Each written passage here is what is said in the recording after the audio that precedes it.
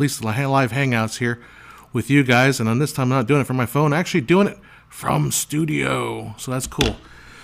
So yeah, I tried streaming a couple yesterday, and for some reason, I got a new phone. It was funky, weird, and all that jazz. So I decided I was just going to go ahead and try to do it from the studio. Come back to the studio. It's very, very warm here, very warm. So obviously, put up with me. Obviously, I cut my bangs, so I got to cut my hair off. I think the realization was what happened was I was shooting an event, and the people were taking photos of the stage, and they caught the back of my head.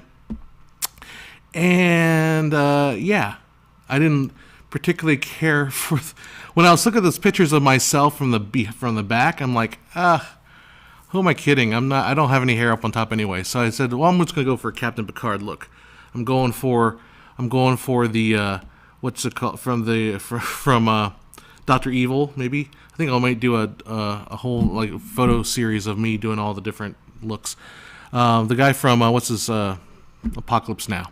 Anyhow, but I have it on top chat. Let's see if I set it to. I was just saying I'm not seeing any of you guys' chats coming through. Usually people are saying hi, make sure my stuff is working, but I'm not seeing any chats. Let me see if I can switch it to pop out chat. Let's see if that helps. Oh, anyhow. So yeah, I figured I'd just jump on here and hang out with you guys for a little bit and talk about what's been going on. Live chat. There we go. Maybe you guys aren't chatty today. That's fine too. All right, so I did the graduations. I'll kind of cover the same ground I was covering yesterday from home. Did the graduations. My mom got pretty rough as far as like being able to walk. Her ability to walk has been greatly diminished. And she was admitted to a hospital for a while I was doing the graduations, which is kind of a bear off of my mind because she was at least being taken care of. And then, just kind of weird. How come there's no chats at all today? That's weird. And there are some people here. Say hi in the chat, so I know it's actually working, because it's like not even showing me anything. Bizarre.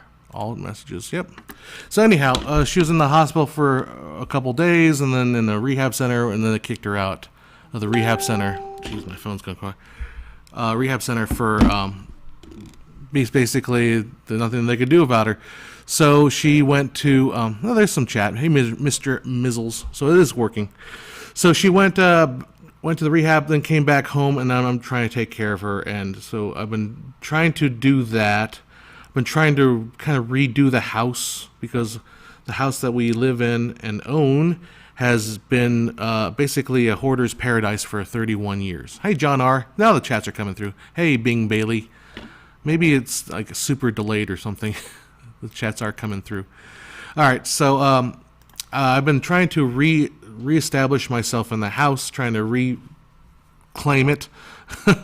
Replaced the heater and the air conditioner a couple days ago, I guess last week sometime, and I replaced the washer, which had broken and was flooding the laundry room. I'm replacing the dishwasher, which is going to come next week. I've hired some caretakers to come try to take care of my mom, like a couple hours, about 3 hours a day every weekday, so I don't have to be there constantly. Although the nurse is saying this needs constant supervision. She probably doesn't need constant supervision. She can still manage to get in and about still a little bit. Anyhow, that plus the kind of California heat, I don't do well in heat. So my energy has just been shot to hell. It's totally shot. So I haven't been able to do anything. And I've got a project I'm working on for the Chamber of Commerce. So I've got to put a lot of effort into getting that done. And then next week is a little more trying to wrap that up, and then some more cleaning.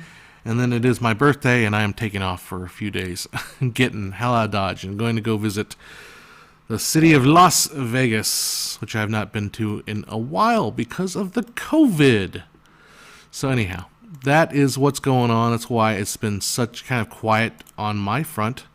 So the last time I talked to you guys was, I think, in Huntington Beach when I was on my bicycle, like riding around. So, yeah. So that's what's going on. As far as, let's see. I'm just trying to make sure. Oh, it's on normal latency, so that's probably why. That's probably why. It's going to take like 30 seconds for you guys to see, for me to see for me to respond to a chat. It's going to take like 30 seconds before you guys actually see it. Mr. Mizzles, your laundry room just flooded as well.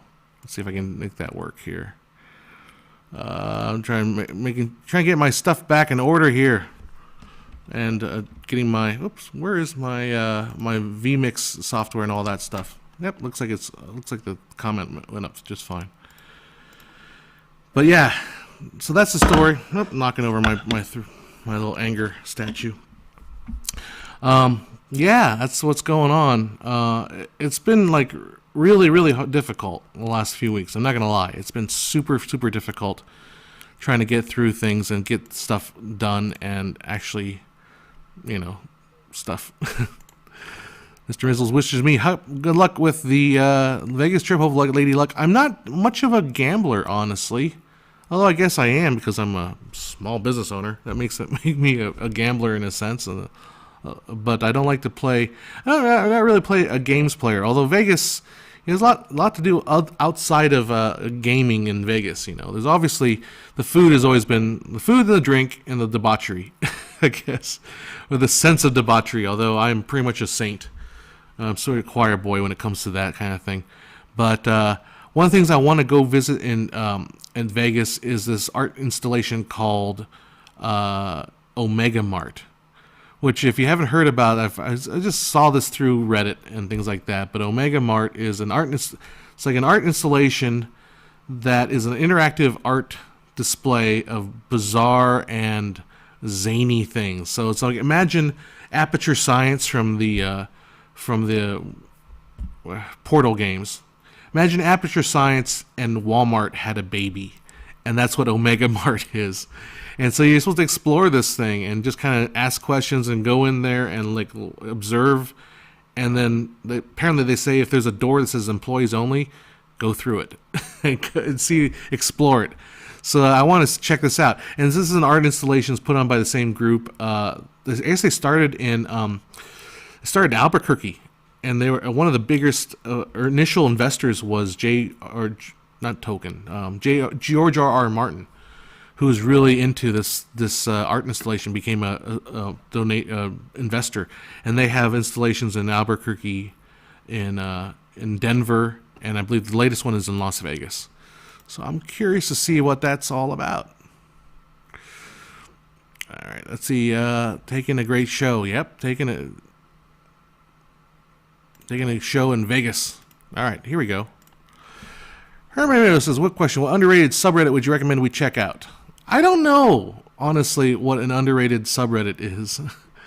I mean, Reddit I find is interesting it's worth just checking out, but man, oh man, there's some subreddits, like I have to turn my normal sense off. I think I can get I get into some really heated arguments with people on Reddit, especially for some reason. Reddit's like worse than Facebook, and Facebook is already horrible. Like as far as getting into terrible arguments with people who don't really either don't understand what you're saying or are just being malicious to be malicious. I'll tell you the story of the last one, and I was going to probably do a video eventually about kind of the topic is. But he put on his gimbal. He had a camera on his gimbal. He put another gimbal on the gimbal with a camera on it, and then another camera on top of like the mic mount for the gimbal. So he had 3 cameras on this gimbal. And then he had 3 microphones. Like he had a Rode stereo microphone, XY microphone, and a Rode Video Pro microphone. And it was like, well, I mean, everyone agreed, like, yeah, that's just stupid. But I was kind of like hitting the point was like, why are you having 3 microphones from the same position? Well, it was like, and his argument was, well, I'm an audio professional. I love audio. I'm an audiophile. And yeah, 3 microphones. But the Rode stereo microphone is basically a video mic with 2 video mics in XY chord pattern, and then you have one more mic. They're all the same microphone from the same location. So it got so bad that he ran in a huff, either blocked me or deleted his account. I'm not sure which one it was. And just fled the place. Because it's like, I mean, I was trying to call him. It's like, dude, you don't need a stereo mic and a regular mic. But, you know, it's one of those things where I was trying to be, as best I can, not confrontational and just trying to explain why it didn't make sense. But he kept coming back and just saying, just dropping like a little, you know, like insulting stuff. And eventually I gave up. I was like, you know what? Fine. You're a fucking moron. And I'm wasting my, I'm telling you right now, this is what you set up is a moronic setup. Anyhow. So, hey, Daniel Salazar, or Saldivar, happy weekend. Although technically it is Monday, and I don't see it as a weekend, so I kind of visualize, I see this as a Monday. So to me, it's still technically a work week. I'm going to start, I figured I'd do the live cast now, and I'd go back and do my work for the chamber for the while. Yeah, don't feed the trolls. I have a hard time with that. So I'll be honest, because I haven't been putting out videos because, like I said, energy, and I just don't have the willpower, heat. It's not air conditioned in my studio, so I'll be shiny very soon. But like, since I don't put out new videos, I'm not getting the good comments. I've been getting a lot of crappy comments from people that have been watching my older content. So like one of the content, somebody left a comment like 2 months ago on my dynamic range video saying, well, you know what we need now is we need to rethink the way we're doing video cameras, man. Sensors, man, they need to be redone. And they need to understand that, you know, as you get more light, they need to become less sensitive to light. Okay, so I didn't respond. And then like today he's like, so I didn't respond, huh? I guess you can't handle it from me? I'm like, well, and so I wrote, why are you wasting your time in a comment section when you should just invent this and go change the world? And he came back, well, you know, that's your problem. You treat people the way you're supposed to be treated, and it's part of your problem. That's why you live in a country with you can't decide anything, can't have elections, can't keep people safe, and all this. Just going on this political rant. Like, we didn't talk about politics. You're going on a political rant? That's an immediate offense to be banned. I don't care I don't care really what angle politics. When you start just spouting off like anti-American shit on a comment section that had nothing to do with politics, then it's immediate ban. Immediate ban. So he's gone. Couldn't handle it. He's an idiot. So anyhow. Oh, John, thanks. Talks about my linear and non-linear editing video, history of tape and video are my favorite. Thank you. I think those are the second videos I've ever made. Well, made for this channel. And then you like the cop procedural and the same script changing the camera. Yeah, I'd like to make a sequel to that. I've always been bouncing around the idea because, you know, Hollywood, anytime you have a successful video, you gotta make a sequel. So I'm trying to think of a way to make a sequel of that and make something that's interesting that will actually do it. Anyhow. Yeah, he was just looking for an opening. I think that's what they all are basically just like looking for interaction. And if it means negative, well, you get banned. That's fine. That's how you lose your interaction if you get banned. So you gotta play that line, man. You gotta piss me off, which pissing me off on YouTube is actually very easy to do right now. Like yesterday, so I was trying to do my stream yesterday from my living room, and it didn't. And from my phone, for some reason, put it on like age restricted. It solved my newly shaven head, and I thought, oh, age restriction, man. That head looks like a penis. So some dude's like, I can't. You're a stupid man for making this age restricted, man. It's like, okay, well, you can get banned. You don't need to watch my content. Bye bye. What a dick. I'm sorry. So, John says, or Denver says, I can't handle the nice comments I'm going to throw at you. Well, try me. I don't know about that. Paleocrat says, loved your history of horror video. I co-host a show on horror author, so we often cover horror books, film, and books. I never permitted as a kid to watch as a newbie. Yeah, vids are really helpful. Thank you. Yeah. I think that, like it's, oh, the thing's getting stuck again. This thing, I swear to God. I'm not sure why it does that, but I started getting into a conversation with some. I am one of those guys. Maybe my computer's just not keeping up with the heat today. It's just kind of lagging. But one of those things, I'm one of those guys that's like the counterintuitive. Anytime there's a popular narrative, I always try to take the counter argument, and it flies. Sometimes if I'm in, I don't always do it, but depends on what situation I'm in too. And if we want to talk a little bit about politics, I'm not talking about politics necessarily, but if I'm in the right circle, I will tend to kind of go against it, and if I'm in the left, I'm definitely going to go against it. But like, the argument was, boy, these horror movies, man. Well, people must be sick for watching horror movies and all this gore. And I was getting an argument like, well, no, there's a lot of reasons people why watch horror movies. And then obviously that video explains a lot of the reasons why we watch horror. I've been taking a task for not saying that properly. Horror movies. So, and Demetrios says he loved the aspect ratio and the fake blood. The fake blood was a fun.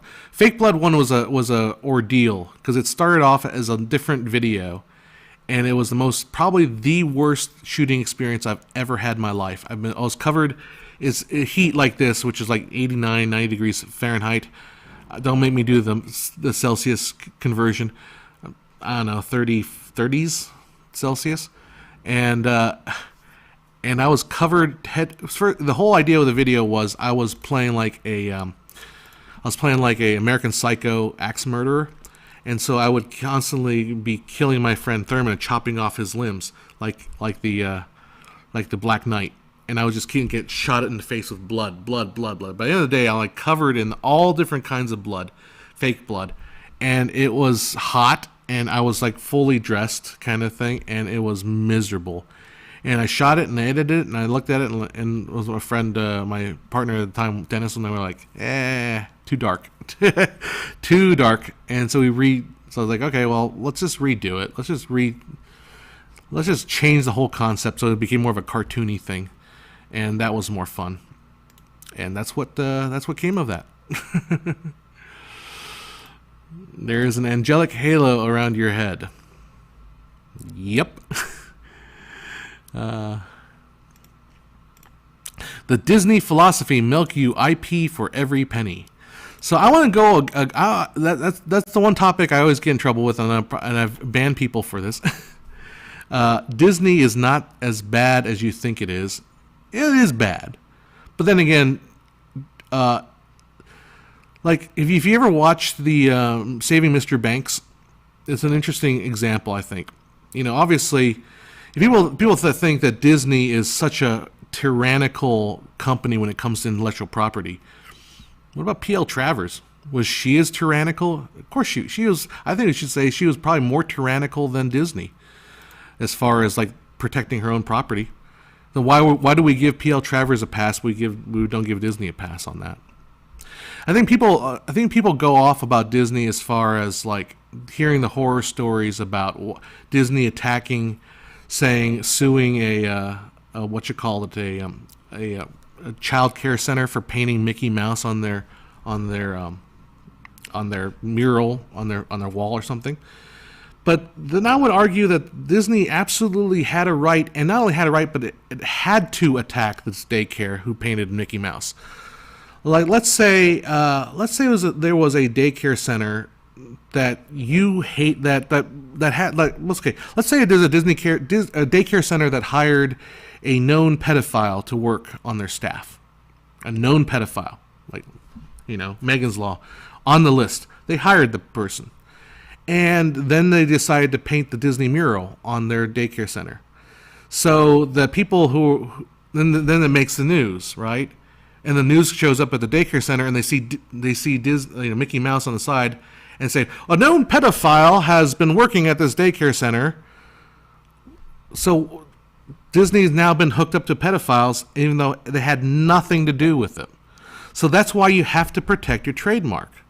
Like if they just allowed any daycare to just paint Mickey Mouse on the side, then their trademark, their property gets tainted with whatever somebody daycare is doing, and so you have to protect it. So anyhow, I think Disney is pretty generally in the right. And the last story that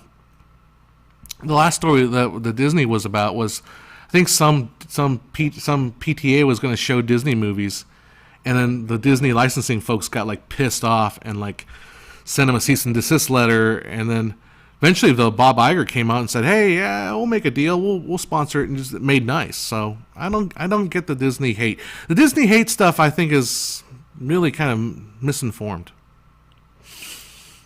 Really. Does South Park get away with how they do Mickey Mouse? I had a Mickey Mouse watch. Well, Mickey Mouse watch was probably licensed from, probably Disney said, hey, they came to Disney, we want to make a Mickey Mouse watch. They said, okay, pay us this much money. We'll make sure that you don't burn people's arms with Mickey Mouse. And how does South Park get away with when they do Mickey Mouse? Because it's satire. They're making fun of the Disney Corporation. And that's another one of the videos on my wall of videos that I hopefully help do. The difference between satire and parody. Like satire is when you are making fun of the property. So if I'm making fun of Disney, and I have, hi, Mickey, hi, Goofy, make sure you get that hoe out on the streets, and we're gonna pimp her out. Like that's, I'm satirizing Disney. I'm satirizing the clean cut Disney. I'm satirizing, the company, the philosophy. I'm making fun of them, Disney. That's satire. So I can do that. That's protected fair use. Now, what I can't do is I can't use Mickey Mouse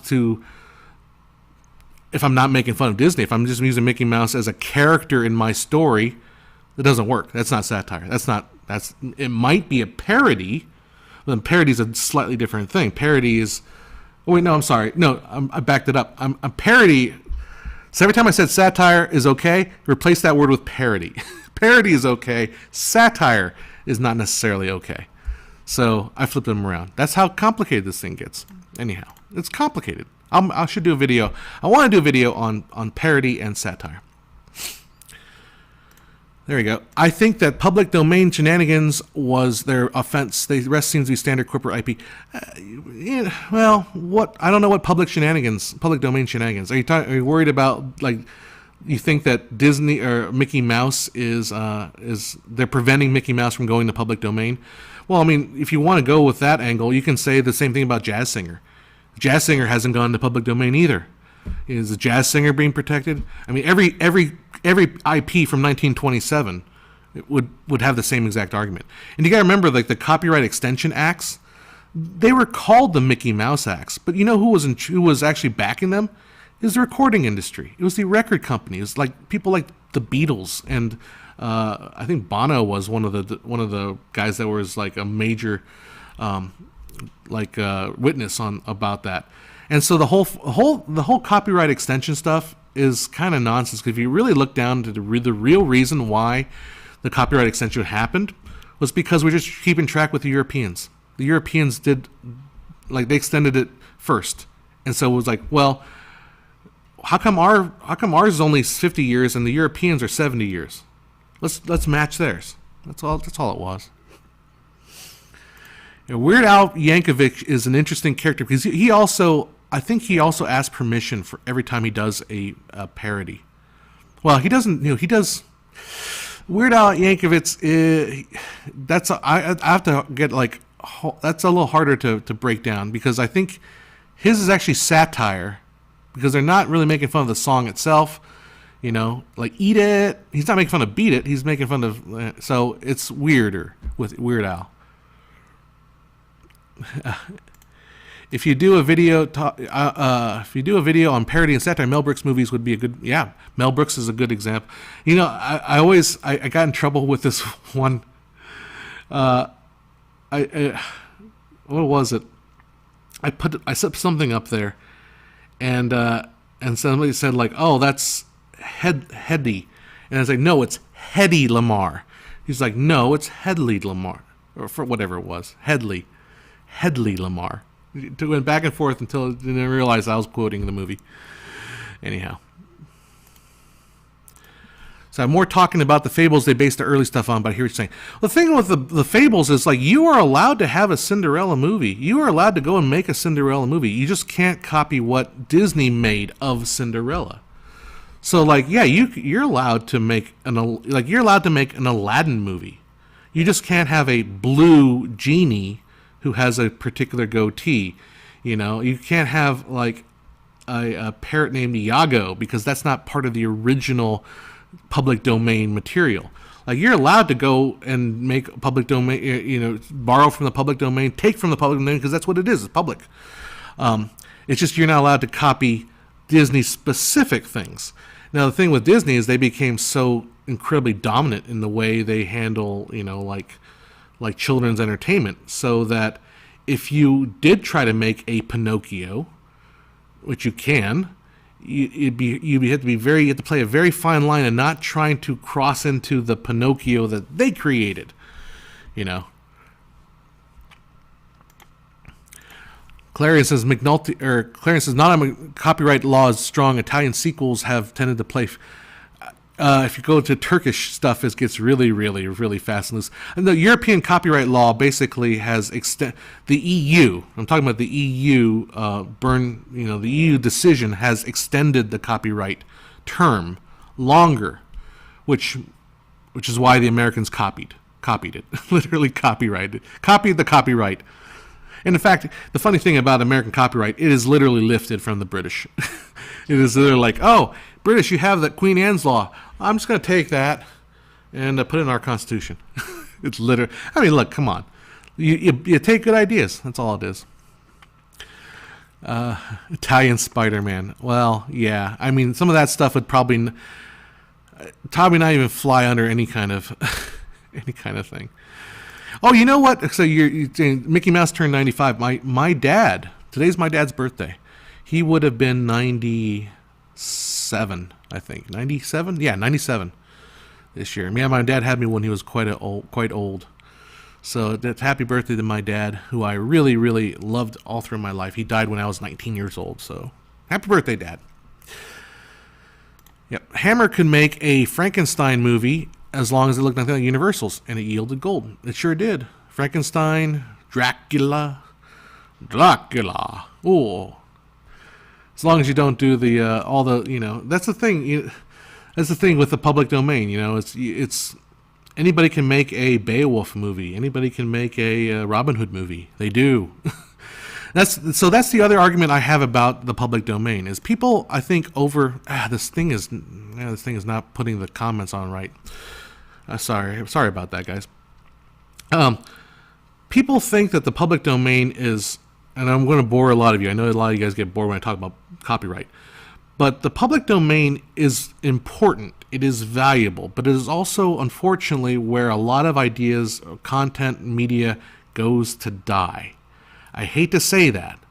But if you make something public domain, it's no longer, I mean, personally, I think it should be commercially dead. It shouldn't have any commercial value. Someone was arguing way back when, I think it was that, and this is what kind of threw me off this channel entirely. It was this whole idea that, what was the name of that channel? I forget what it was. Anyhow, so it's the most famous one probably. It's the one with the copyright symbol with the Mickey Mouse ears.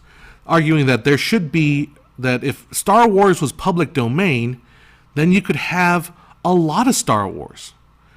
And I think the evidence in the last 10 years has proven that more Star Wars may not be a good thing. Like, you know, okay, Disney bought Star Wars and they made, I think, 6 Star Wars movies so far, and then The Mandalorian, which is probably the most consistently entertaining part of it. But if Star Wars was public domain, that meant everybody can make Star Wars, and that means there's no value anymore. That means you could have a Warner Brothers Star Wars, you'd have a Sony Star Wars, or you'd have, basically, the more commoditized it is, the less value it has. It's pure economics. If it becomes a commodity value, then everyone has a Star Wars, and then nobody has a Star Wars. Every life matters, or no life matters. I finished watching the last season of Bosch. That's one of the lines at the very beginning of the show. Everyone's life matters, or nobody's life matters. So how does that play with copyright? If it does, if everybody has access to it, then nobody has. Never mind. Never makes any sense. Anyhow, press F for dad. See if that works. Yay! I think what it is when I don't have, when this is not open. It's weird. Anyhow. Yeah. Too much Star Wars. So I take a very, very nasty approach to Star Wars that I think a lot of people will be pissed off about. I liked The Last Jedi. I hated The Rise of Skywalker. Loved The Last Jedi, hated The Rise of Skywalker. I think from a story aspect, I think The Last Jedi hit some things that I thought were so crucial and so important to the legend. But I guess it pissed off all the Star Wars fans because to them, it shit on the character that they love. Whereas to me, it hit on what I believe about legend and what I believe about story. And it hit the G-spot for me on those topics, but I don't care enough about Luke Skywalker to say, oh, he was going to commit murder. Cool. I like that. But I guess nobody else does.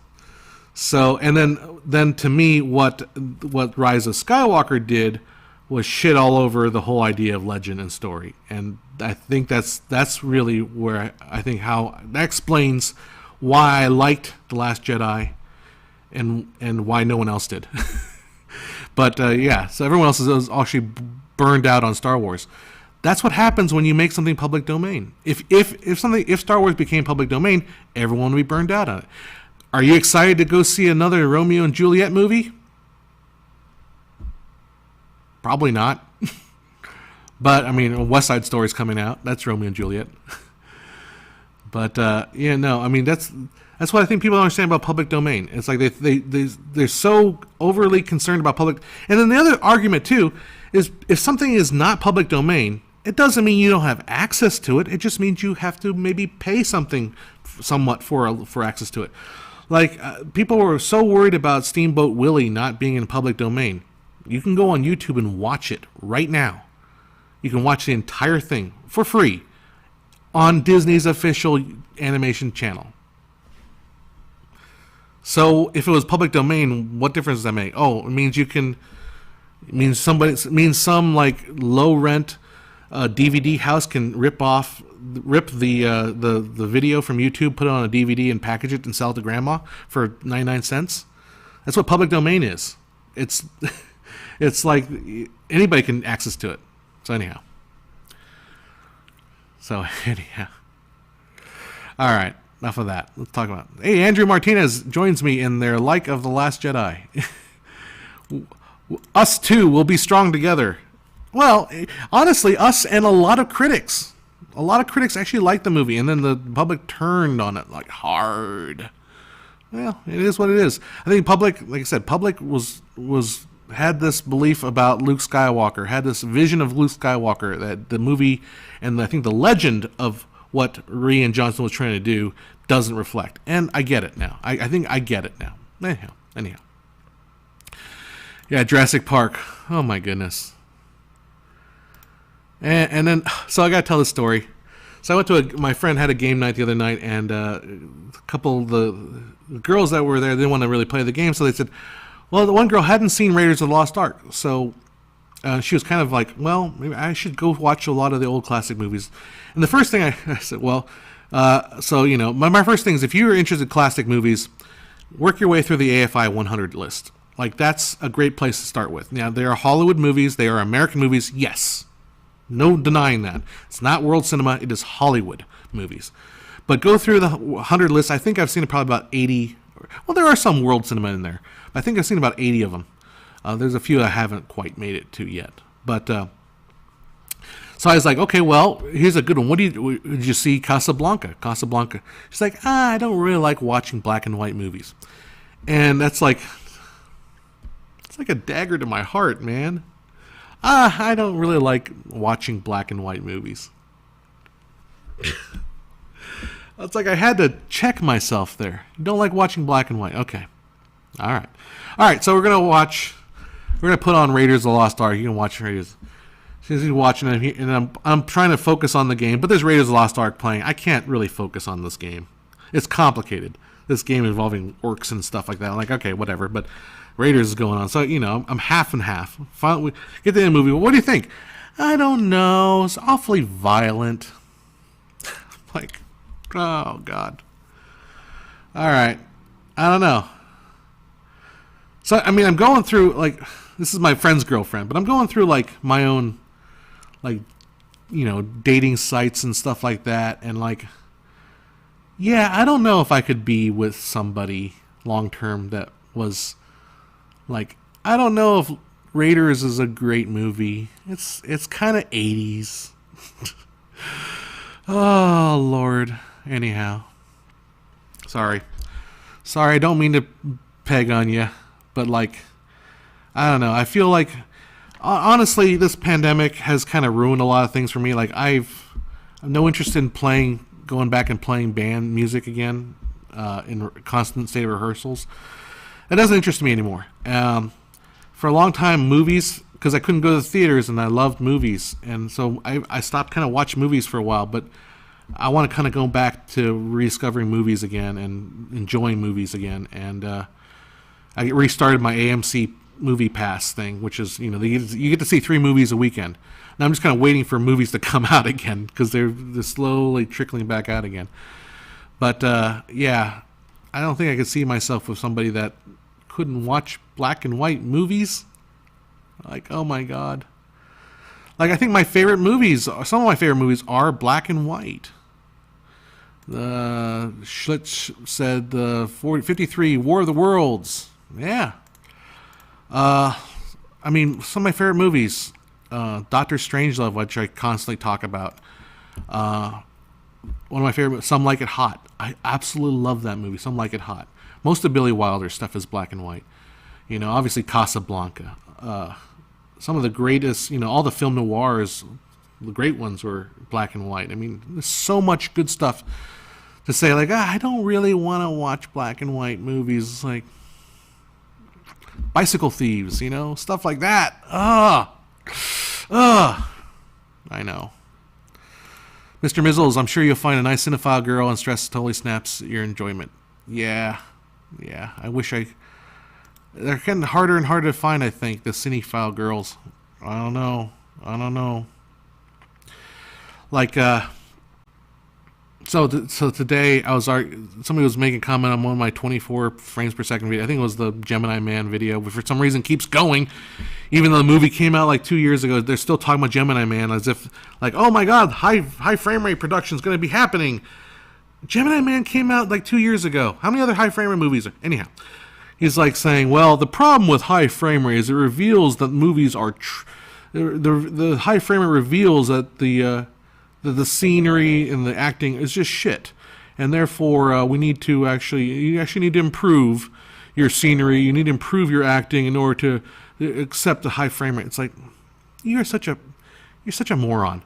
You do not understand how. This is the kind of person that would, if you were in class, I'm babbling, but if you were in class and the teacher said, okay, I want you to write an essay on the importance of Romeo and Juliet to today's society, and I want you to turn it in by Monday. It needs to be at least 2 pages long. And this guy would say, excuse me, 2 pages is not enough for me to elucidate my point. In fact, I believe everybody should turn in a 10-page essay because, well, it's a bullshit argument. If you can't make it in if you only can make it in 2 pages, it's a bullshit argument. You need at least 10 pages to make it work. That's what these high frame rate people are when they say that, the 24 frames just masks the crap. Masks crappy acting, masks bad sets. Yeah, like 2 pages of essay masks the fact that you don't know what you're talking about. You need at least 10 pages. Moronic statements. It's like, and then the more I've been thinking about this more and more in my life. I'm reading your comments here. Babble away, for babble. I've been thinking more about this recently, and I am not a technical person necessarily. I mean, yes, I'm technical.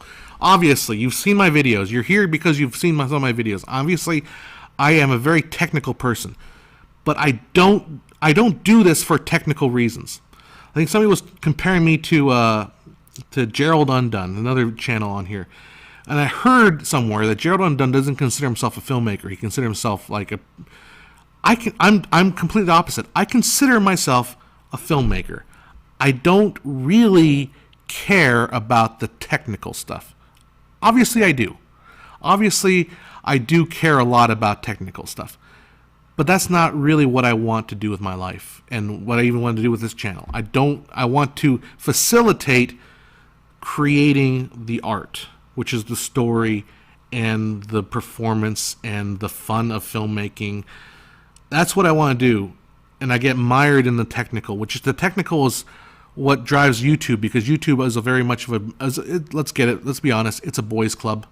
There's a lot of men on YouTube, and men are object-oriented. They're very technical things. We talk about depth of field in terms of circle of confusion and, all this stuff. But I'm much more solidly in the camp of I want to make content. I want to make connections. I want to make stories. I want to make something that make you feel. And I don't really care about 4K, 6K, Bayer resolution. I don't care about that stuff. I mean, I do, but I don't. I don't. So anyhow, so the whole, grinding back to the whole idea of this high frame rate, it betrays the reality. No, yes, it does, but the point is I want to create emotion with my story. I want to create, art should drive feeling. Art should make you feel something. It doesn't matter how it's derived. It doesn't matter, if I can accomplish that feeling by having a cheap set, by having quote unquote bad acting or not naturalistic acting, that's what I want to accomplish. I don't need high frame rate being in there as a barrier to getting what I really want, which is the emotion. So anyhow, that's, I guess, and that to me is the common thing that all these people that say that high frame rate, it just means that Hollywood needs to up their game. That's because you don't know what it's like to make stuff. You've never made stuff in your life. You sit on YouTube and you bitch and moan, or you play Call of Duty, or you play Minecraft, and you think that you're a consumer. Anyhow, that's my rant. That's what I'm always so. I don't know what you're talking about, schlips, but amateur is a great word. I want to hit that. I agree with you absolutely there. Amateur comes from the word amour. It's actually French, amateur. It's the one who does it for the love of it. That's what amateur means. It means the one who does it for the love of it. So, yeah, just echoing whatever you're saying. I wasn't following your thread there. All right, let's go back and try some of these longer comments here. I found that if you're trying to get a friend into film, start with a modern good one like There Will Be Blood or Phantom Thread. They can wander in the hard stuff. Yeah, I'm not really a hard stuff person. Casablanca is a perfect entryway into film because it's good. The writing is snappy. Everything about it. It's got some stars that people might recognize. It's got everything that people might recognize from references. The AFY 100, I think, is a good list as a place to enter. You got movies in there like Rocky. You've got movies in there like Clockwork Orange and Godfather. I'm not the biggest fan of Godfather. I'll be perfectly frank. I'm more of a Goodfellas guy than a Godfather. I think Goodfellas is just entertaining and fun. Godfather is a little stuffy for me. It's a little too operatic, I think, and I love opera, but not my thing. I'm not a big crime movie guy, but there's a lot of great movies, and you can go back. Obviously it's stuff like Ghostbusters and Matrix, movies from the '90s. I rewatched Matchstick Men lately, and I really, I was reading a review of that, and I thought it was really fun take on it was that it is the most Nicolas Cage can be in a movie. It's like everything Nicolas Cage, the Nicolas Cage thing. He's almost, he's always doing, but it fits in that movie. It actually makes sense. But Ridley Scott directed that one. Yeah, Matchstick Men. Anyhow, let's go back to my new codes. All right, sorry, I'm just Coppola. So curious, if you get 4 actors on the street with good dialogue and scene looks so forced, yet you get 4 stars of the same scene looks great. How does it happen? Why? 4 actors on the street with good dialogue and the scene looks so forced, you can get 4 stars to do the same scene. I think part of it also has to do with the fact that and here's the thing interesting about movie stars, is in many ways movie stars carry with them a familiarity that you might forgive. So like, if you had Christopher Walken come into a scene doing his Christopher Walken voice, I can't do it very well, obviously, but you would forgive him because he's Christopher Walken, right? If you had Johnny Depp coming and started doing the Johnny Depp, I'm not doing a very good impression, but if you had Johnny Depp coming and doing like Captain Jack Sparrow, you could kind of forgive him for hamming it up and being Jack Sparrow, right? So I think stars carry with them a certain baggage that they have to obviously very carefully, craft. They carry baggage with them so you can accept them in a certain kind of a role.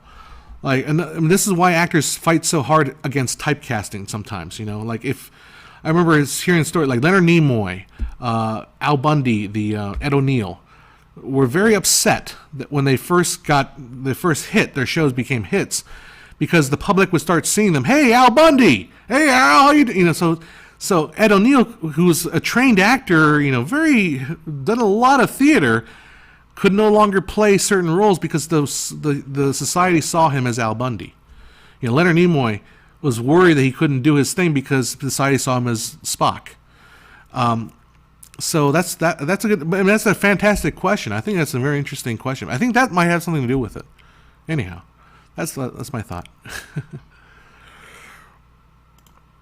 B Thing says, I always get excited by how many movies there are and how many different ways there are to make movies.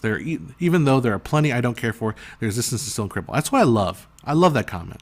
Thank you so much. That's why when I talk about the 24 frames a second. Yes, I'm talking about it again.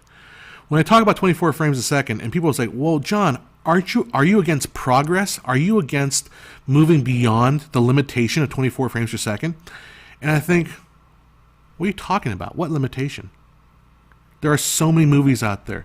There's so much being made right now. Like literally, Logan Paul, who I don't care for at all. And probably most of you watching don't care about him at all either. He shoots 24 frames a second. Logan Paul can make it work on his thing. It's so incredibly flexible. So anyhow, yeah, I agree. There's so much being made, so much stuff out there.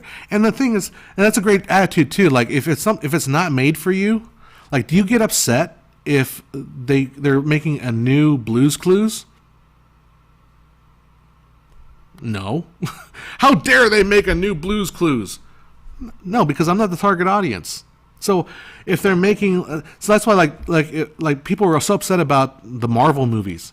If you don't like Marvel movies, why are you upset they're making a new Marvel movie? It'd be like me getting upset they're making a new children's show. It doesn't matter to me, so don't watch it. And then I know people are going, well, Marvel movies that take money out of the budgets. No, they don't. No, they don't.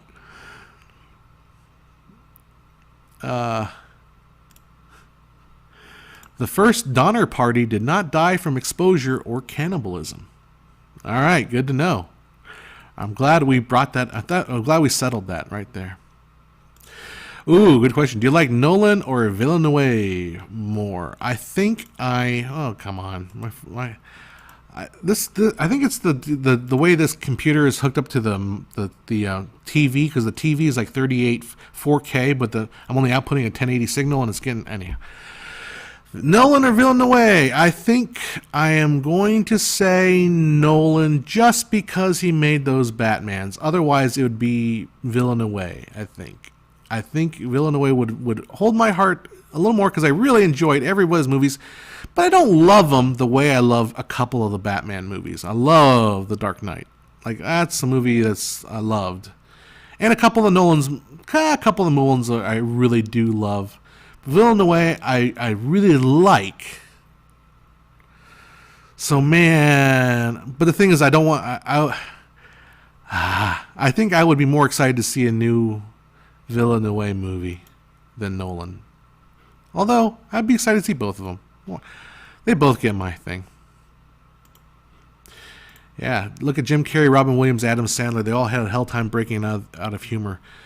Yeah, and to all obviously two different successes too. Like Robin Williams. Oh, Robin Williams, I think broke through pretty quickly.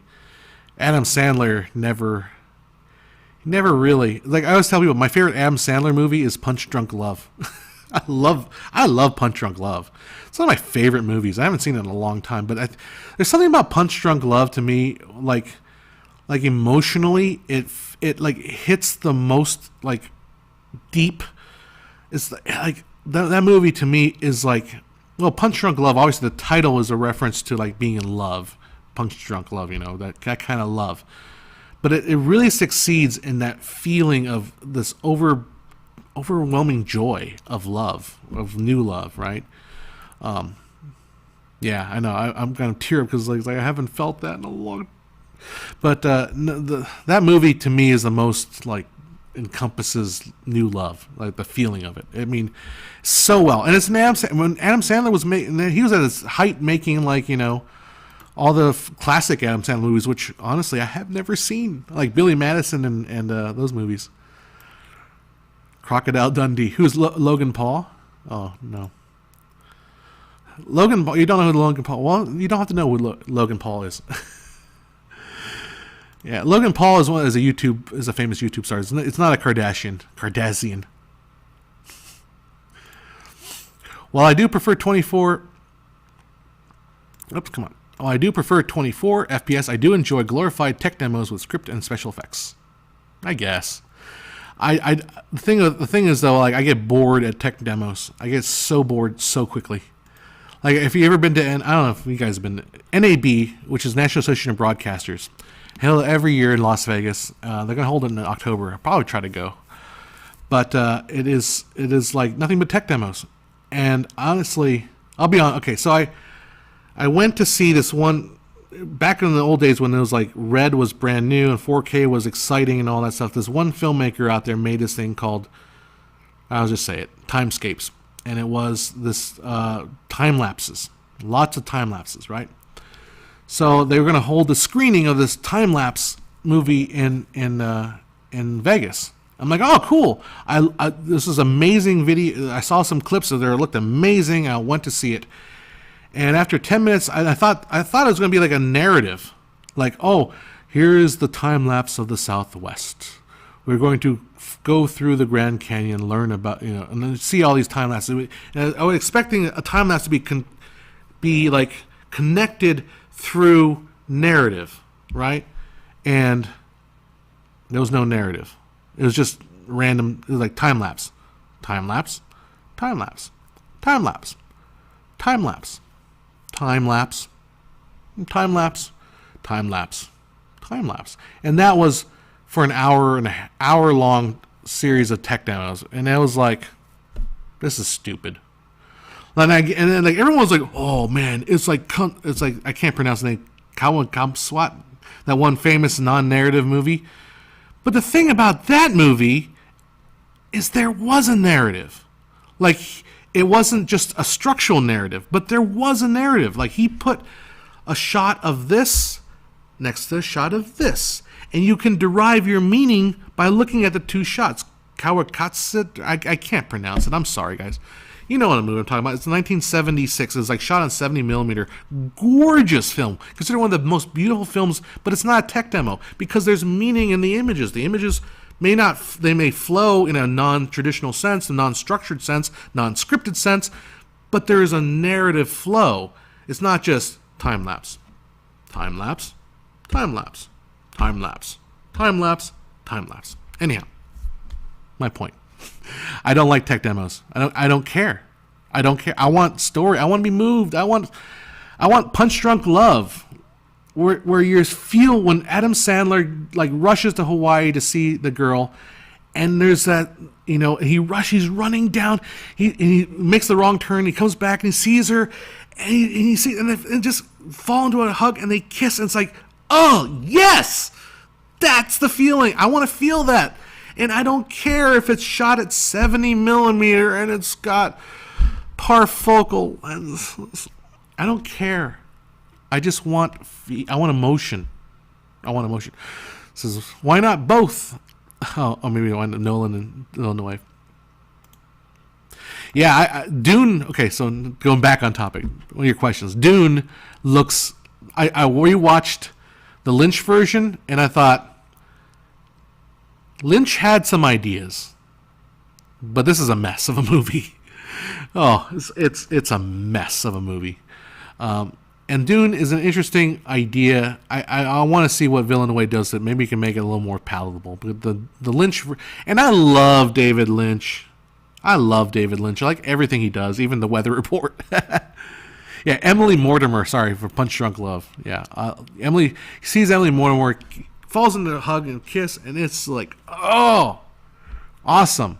It's like that feeling. So much. So not to go on a quick tangent. The sexiest scene, and I had to have this explained to me in one of those documentaries where they talk about movies. But then once they explain to me, like now you see it, you can't think of it. The sexiest scene I've ever seen is in the movie All About Eve. I believe the name. No, not all. No, oh, it's a not All About Eve. That's the wrong movie. Something about Eve. But it's I'm getting my brain all mixed up. But basically, it's Peter Fonda and I forget her name, but she played. Anyhow, it's Peter Fonda and the woman, and it's based on a Woodhouse novel about. And I love Woodhouse novels because they always take place. They're always about the upper class, and they always take place in like a cruise liner or something like that. And basically, she's explained to him like. I'm sorry, I'm doing a horrible job explaining this. This is what happens when I try to talk on the top of my head. And she basically is Peter Fonda sitting on her, and she's just like rubbing his hair and talking about like when she falls in love or something. And Peter Fonda's like, is awesome scene. I think All About Eve or something. Something like that. I don't remember the name. It's something to do with Eve. Anyhow. All right, let me just see here. Go back to there's a comment I wanted to address here. Maybe not. Andrew says, I've been working on something for a while. I'm not 100%. How do you know how to make the decision to scrap a project or ship one you're not completely happy with? Also, Punch Drunk Lows. It depends, man. It's hard to tell. I can't tell you. I can't tell you when to drop something or not. Oh boy. Mr. Mizzles asks, anyone here tried the 48-hour film fest? I feel like I would do a 48-hour film fest just to break the rut right now of doing stuff. But I will warn you about the 48-hour film festival. It's kind of funny. I was kind of mentoring this one guy online about it. He kind of got into an obsession with it and started entering like 15 of them all around. You gotta keep the 48-hour in its place and know exactly. We're just going to be going around and fucking around for 40 hours. And just realize that is the extent of the 48-hour film fest. Like, don't get into your head that I'm going to make something great in 48 hours. Because you're not. You're not. Oh, but John, this one other guy made... No, he didn't. No, he did not. Doesn't matter. I don't care. He did not. No one broke through with a 48-hour. I guarantee you no one breaks through. Another video I wanted to do was the whole production triangle. Good, fast, or cheap. Pick two. 48-hour film festivals. Well, there goes. Well, I guess there. So you're stuck with fast. So you're either good or cheap. Which one do you want to do? Well, if you want it to be good, you need to spend a buttload of money. If you want to be cheap, it ain't going to be good. So anyhow.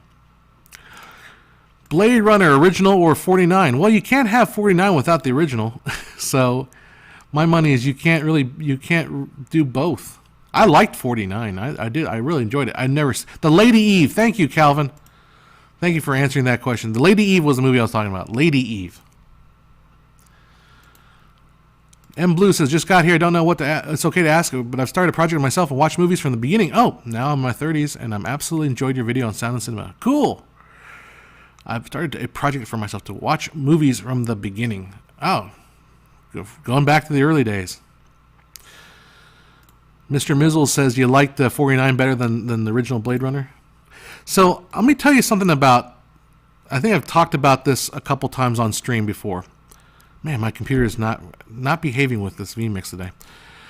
So if you watch you gotta watch the original. You really have to watch the original Blade Runner in a movie theater with like the air conditioner turned way up, because that's the only way to experience. I'm sorry, it doesn't work. There's a scene, and I've talked about this before, and you guys are probably new to the stream. There's a scene where all Deckard is doing is just move right, zoom in 10%, move right, enhance, zoom in 15%, offset to the right. That's all it is, and it's just one shot, and it's just slowly moving in on Deckard as he's looking at a TV screen, and it's a, you know, if you're watching it on a 13-inch screen in your bedroom apartment, it's the most boring scene in the world. It's horrible. If you watch it in a theater, and you get to hear like the distant rain that's like slowly, and it's just soft. And in my brain, what I'm thinking is 24 frames per second. 24 individual images are passing every single second for this, which is nothing. Nothing is happening. All we're doing is sitting here. We're meditating on this moment with Deckard. And each second that goes by, 24 individual frames are flying by. And you sit and you experience that in a cold theater. And you can feel the air conditioning. You can feel the cold. That is how you experience Blade Runner. Totally different experience than watching it at home. Totally different. Totally different. So, anyhow. Yeah. You need to watch it in a theater. It has a different feel to it. Newher says, do you think that still photography is a good way to improve your filmmaking skills? No, unfortunately not. It is a good way to improve your eye, though. So do follow your still photography to improve your eye, to improve your attention to detail. That helps a lot in still photography. When you start to like take a picture, but you start to look at everything in a picture, and you start, oh, there's that thing in the corner that should be moved, you know. And maybe you'll learn different angles, different lighting. But generally, still photography, no, you can't really learn filmmaking from still photography. You can learn you can learn some things, but still photography is a different art form. There's different freedoms that you can do in still photography that you can't do in motion. It don't work in motion. So yes and no. I mean, obviously, it's a worthy pursuit. Don't get me wrong. I love photography. I love doing it too. I love experimenting with it and working at it. But it's a different skill set than actual filmmaking. Totally different skill set. So, sorry. You always talk about films and cinema and appreciate. What about TV series? So, to me, and I'm probably going to need to wrap it up pretty soon, but I like hanging out with you guys. It's been a long time since I hang out with you guys, so I will keep going for a little bit. What about TV series do you watch any? I consider film, cinema, television all the same thing. Like I think anything that's scripted, and as far as I'm concerned too, anything that's motion, TV series, animation, even live production to an extent, I would consider all that in the same bucket. So yes, I just finished the Bosch series, which every time I watch that Bosch opening, I just marvel at how good it looks. It's a great opening sequence. I got a feeling that I can't let go. I got a feeling that I can't. So yeah, I watched the Bosch series finale, and I enjoyed it. It was good. Not hard, but not the greatest show, but a very, very, very good, comforting, like just a good show. And the ending, I won't give it away, but the ending was very much a Chinatown ending. You're like, well, that's a Chinatown reference. Let it go, Bosch. It's Chinatown. Thomas Hines finally puts the proper spelling of that name. This thing is not working well today. It works well every time I do an event, but it doesn't work well when I'm doing it here. Koyantisquatsi. There you go. Was originally released on VHS and Laserdisc by Michael Nesmith, Pacific Arts Video. Yeah, that's the movie I was talking about. Koyantisquatsi. I mean, I'm not a big fan of that movie, honestly, but I appreciate its quality and its craftsmanship is second to none, honestly. There you go. There we go. So Pan Man asked a technical question, which of course, me being a technical person, man, this thing's just dead. Thanks for skipping. And can anyone help me? Which parameters help me with very sharp image and bright colors?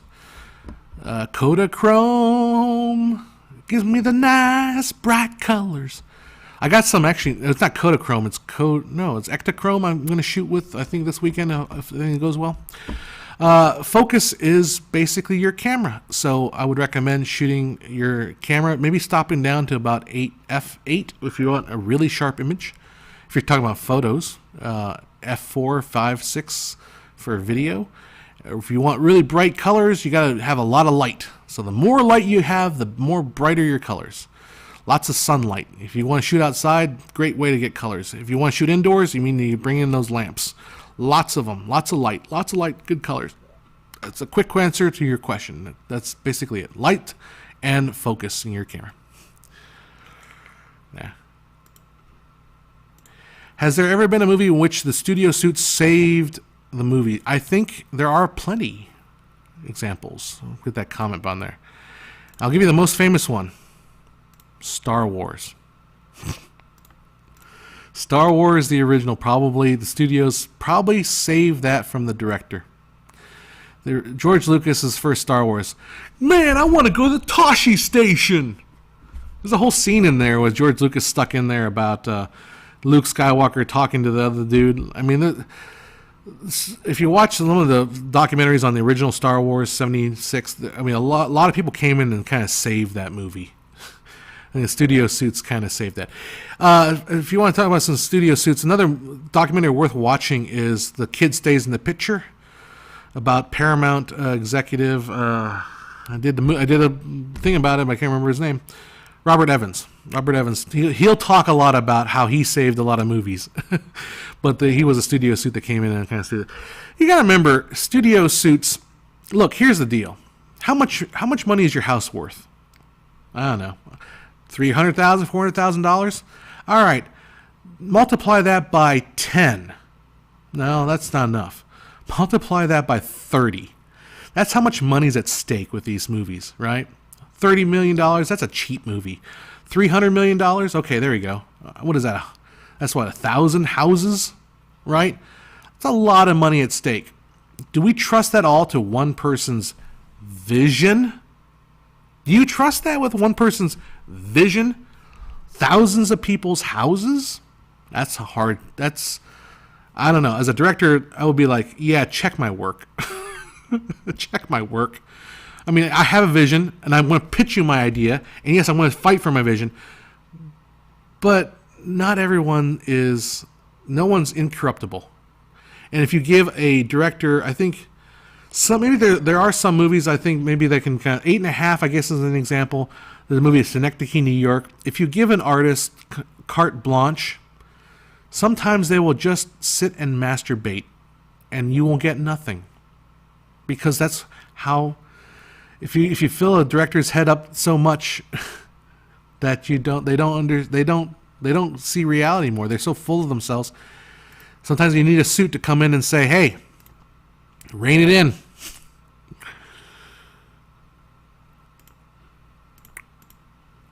Can't wait to go back to Throwback Thursdays showings at Riverside University 10. Is that Riverside, California, University 10? Because I went to school there, and I had to do lectures in that class, in those theaters. Huh. Are they showing old movies? Yeah, I can't wait. I can't wait to do some throwback movies again. But maybe it is Riverside University 10. That sounds like the one I went to. Can you go to cinemas for old release? I found rather difficult to find theaters with old movies. Sometimes they're National Archives or some sort. They are starting to do more now that, and I hate to say this, now that screenings are digital, it's easier to show old movies rather than trying to find an old print. You know, it's easier to show old movies in a digital theater. So at least you get the experience of them digitally, which, yes, Quentin Tarantino, it is kind of like TV in public, but it's a different kind of TV. So, yes, I know. And then I like to go, I would like, that's the thing I need to do. I want to do this. I wanted to go to the New Beverly Theater in Hollywood, which is Quentin Tarantino's theater, and see some of his selections. He has an eclectic set, and they show film there. So I got to go one of these days up there. All right, Marcus Tremmy, it's late in Germany, so good night. Auf Wiedersehen. I'm not going to make any more German. That's most of all the German I know. Auf Wiedersehen, my friend. Mein friend, I know how. Blade Runner contains 168,480 frames. All right, there we go. Okay, I'm not going to do the comments anymore. Sorry, guys, because the thing is just dying. All right. All right. All right, Mr. Mizzles, good to talk to you. See you later, buddy. All right. Zack Snyder's is a trash look in the zombie movie. Yeah, I didn't see the zombie movie. Helium Road. Hey, hair? Hair. Give me a head with hair. Shiny, finy, faxen, maxen. Give me a length of hair. Shoulder length longer. Hair, there be hair, mama. Everywhere, daughter. Hair, hair, hair. Yeah, it's gone. I took it all. I shaved it all off. Juho, hey, welcome back. Have you seen another round? No, I haven't seen a lot of movies lately, honestly. Pirates of the Caribbean or Stranger Tides, $378 million, $378.5 million. And I saw this morning the new Lord of the Rings movies, or Lord of the Rings series. It's going to be a 6-episode miniseries on Amazon. $468 million, making it the most expensive show ever ordered. Because considering like Game of Thrones was most $15 million an episode, so this is going to be like 90 some million dollars an episode of this thing. Wow, cool. I mean, yay, but yeah, expensive. The thing I was wondering about that too, if you get a movie that expensive, that just means everybody's asking their full day rate, right? like, hey John, I need to do me a favor, man. I got a job. I got a job on this Lord of the Rings movie. You probably haven't heard of it, yeah. Lord of the Rings. We're kind of low on budget. So do you mind working for like half of your rate?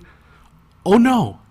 I'm charging you double my full rate because you're effing Jeff Bezos and Amazon, and you just your article said that your budget is $468 million. I am not cutting you a deal. You're getting full rate and probably overtime on that. You're not getting every penny, every minute I'm billing you on this job because you have a budget of $468 million. I can take a few thousand of those dollars. It's like, yeah, when you get that kind of money, like there's no cutting any corners. Everything caught that screw. Oh yeah, it costs $10 a screw. Nothing gets, the probably the amount of fuckery that goes on with the budget is going to be insane. Good night, Schlips. Yeah, more Lord's garbage. No. Yeah, Lord of the Rings. Going back to Lord of the Rings. That gonna burn there, destroying Tolkien's world. Well, maybe. I don't know. Whatever. You still have the original Lord of the Rings movies. You still have the original Hobbit cartoon. If you ever have a good time, if you want some fun throwback, go look up Hobbit Leonard Nimoy. The Shire. Bilbo Baggins, the friendliest hobbit in the world. There's a Hobbit cartoon. So I'm satisfied with the Jackson films. Yep, I would just stick to the Jackson films, or I'll you know, I'm not a Lord of the Rings guy, so but I'll probably watch it in Lord of the Rings. All right, I've been on here for an hour and a half. I know I haven't been here for like weeks and weeks and weeks and weeks and weeks. And I get it. I know I'm a bad boy. I'm a bad boy.